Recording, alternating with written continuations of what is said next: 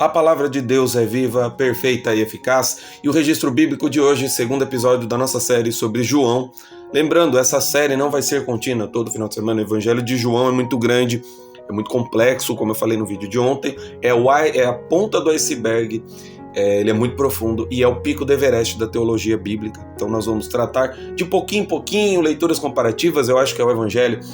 Como o teor do canal não é religioso, o teor do canal é mais voltado para espiritualidade, tendo como a Bíblia de base e a questão histórica. Então a gente vai analisar de uma forma teológica toda essa questão divina da Bíblia, tá? A Bíblia, ela é inspirada, porém ela é um livro que teve o apoio de Deus para ser escrita ao longo de vários milênios. É uma história extremamente longa, então eu não considero a Bíblia a concretização da palavra de Deus, tá? Que fique claro, eu acho que já passou da hora de eu ter falado isso. A Bíblia é um livro histórico para entender a importante trajetória do povo de Deus, né, Israel, para levar a palavra de Deus até a chegada do Cristo e a própria personificação, né, o verbo se fez carne. Então essa personificação divina, humana, aqui na Terra através do Cristo, mas ela não é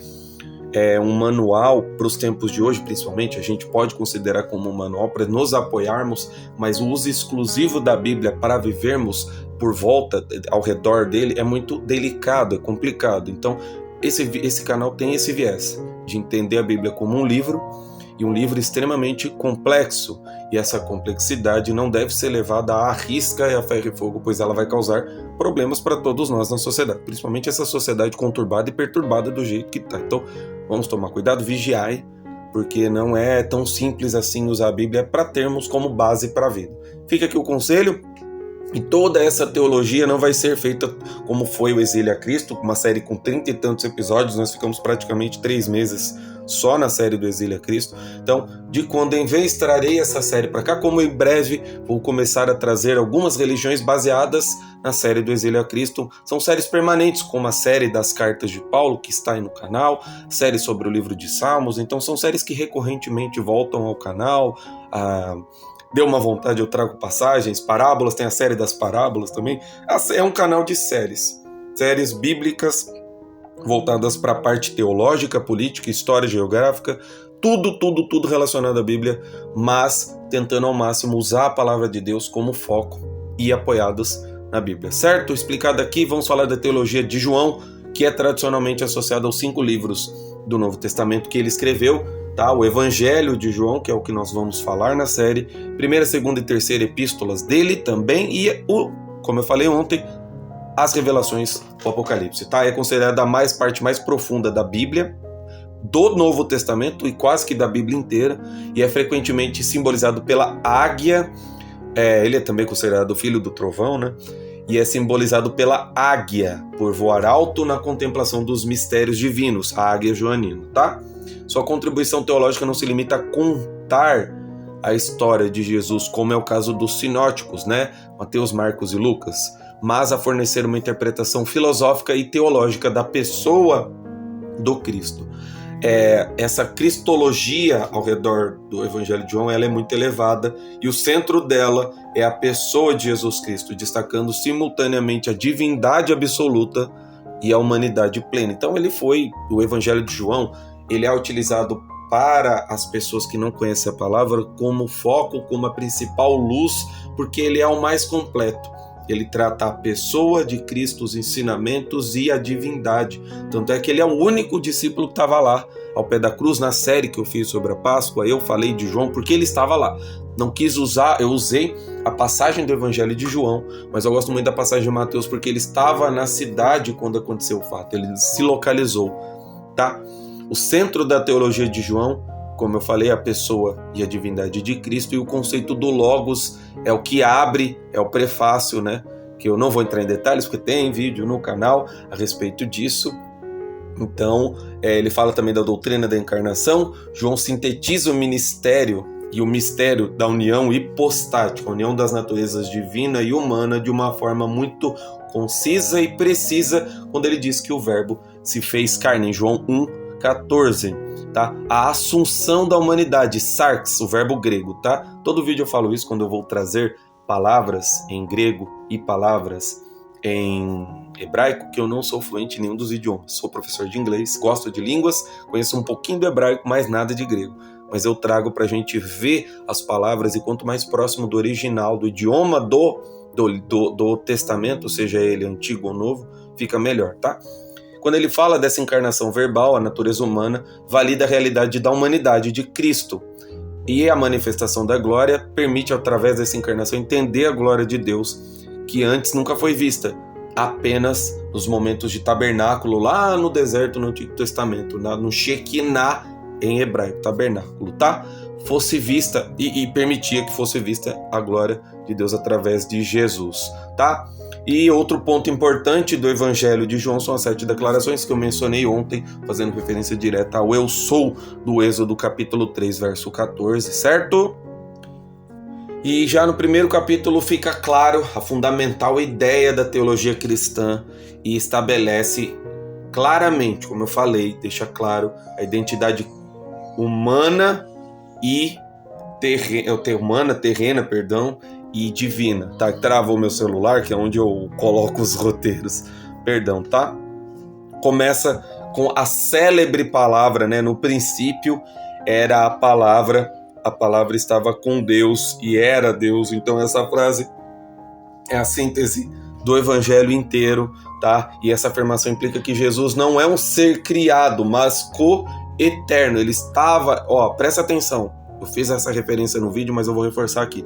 No princípio, ou seja, lá no Gênesis, na segunda criação, já reforçando a questão do Gênesis, no princípio era a palavra, ou seja, o Cristo, o verbo, né? No original está escrito o verbo, ou seja, esse Cristo, esse escolhido, o Messias, estava com Deus e era Deus, ou seja, era a co-eternidade, a co-graça, né? A coexistência. E esse logos, verbo, tem raiz da filosofia grega e refere-se à razão, o princípio organizador, a sabedoria, está até no livro do Provérbios, né? Que no princípio a sabedoria estava lá. E a narrativa continua, né, na segunda parte, que a gente vai falar amanhã, sobre João Batista, que desempenha o papel de testemunha da luz, quem cria esse caminho para que a luz faça existir, que haja luz, né, referência também ao comando, e ele dá testemunho da luz. E a gente vai analisar agora, tem umas pequenas anotações que eu fiz, falando de alguns versículos importantes que tem no Evangelho. João capítulo 1, versículos do 1 ao 5, a palavra e a criação, né, falando do Logos. João capítulo 1, versos do 6 ao 8, a missão do João Batista. João capítulo 1, versos do 9 ao 13, a luz que brilha no mundo e a rejeição. Tem vídeo no canal sobre João Batista, mas eu vou fazer uma análise um pouquinho mais profunda da segunda parte do Evangelho de João, tá? João capítulo 1, versículos do 14 ao 18, a encarnação e a revelação do Pai. O testemunho de João Batista, que é o que a gente vai falar amanhã, João capítulo 1, versículos do 19 ao 34. E, para fechar, a chamada dos primeiros discípulos, João capítulo 1, versículos 35 ao 51. Então, essa parte do 19 ao 51 é o que a gente vai tratar amanhã no vídeo, tá? A capa do canal, eu fiz questão de pôr João Batista, porque na bio do canal, tá escrito João capítulo 3, verso 30, né? Que eu diminua para que a palavra seja disseminada, para que ele cresça, tá? Para que ele cresça, ok? Vamos lá, contexto histórico e cultural, lembrando fontes que eu uso, Bíblia On, vai estar a imagem aí na tela, e estou usando também a Bíblia Strong, aplicativo de Bíblia extremamente, é uma Bíblia de estudo digital, excelente, sugiro para todos, muito bom mesmo, é de lá, daqui, ou daí, enfim, que eu tiro as informações do canal. Esse evangelho é tradicionalmente datado de 90 a 100 depois de Cristo, então foi muito tempo depois da morte de Cristo, de Paulo, e durante esse período a comunidade cristã estava numa transição. A igreja cristã estava se desprendendo do judaísmo e começando a se estabelecer como uma entidade totalmente distinta e separada de judaísmo, certo? A cidade de Éfeso é muitas vezes apontada como um local de composição e uma diversidade grande de credos, filosofias que imperavam, o que pode ter influenciado a ênfase na divindade de Cristo. O uso do logos, do verbo era familiar aos ouvintes gregos e poderia ser usado para conectar a mensagem cristã ao pensamento filosófico de sua época. Culturalmente, havia uma convergência de ideias judaicas e gregas que o autor de João aproveita para apresentar a mensagem cristã de forma acessível. Autoria, vamos lá.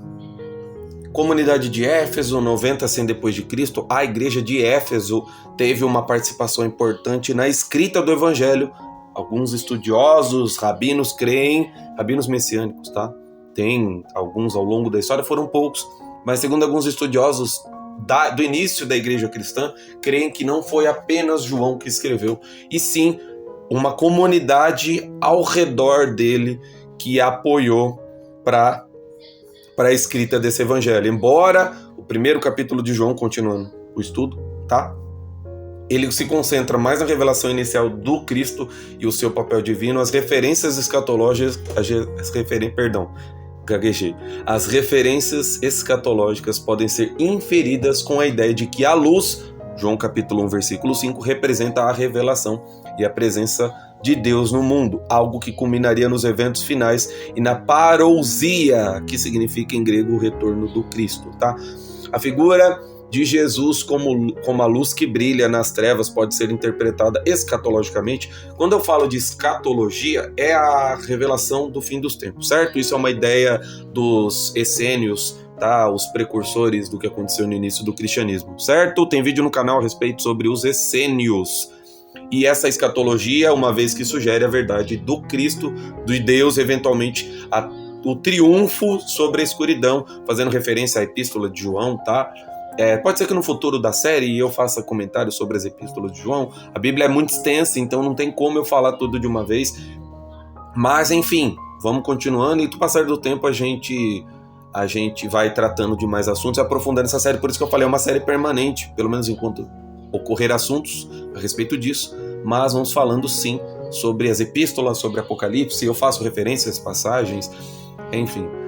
Os pais da igreja, como Justino Mártir e Irineu, enfatizaram a preexistência do Cristo. Por que eu falo do Cristo? Que Christos, traduzido do grego, é o ungido, o escolhido, tá? Jesus é o nome de fato do Cristo, do escolhido. Por isso que eu falo do Cristo e não de Cristo, porque do é de, o é uma preposição com artigo para deixar claro o escolhido, certo?